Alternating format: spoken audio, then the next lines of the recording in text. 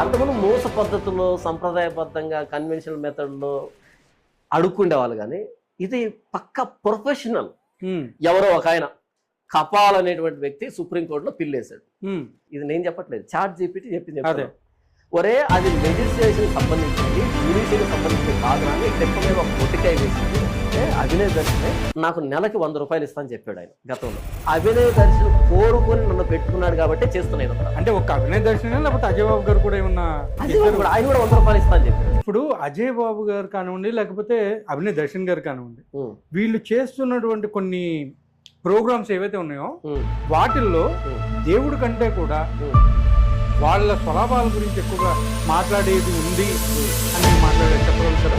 మామూలుగా పిచ్చి కుక్క గరిచిన వ్యక్తి ఎర్ర నీళ్ళు తాగాడు అనుకో, ఎలా అరుస్తాడో అలా పిచ్చి కుక్క కరవకుండానే అరిచారు.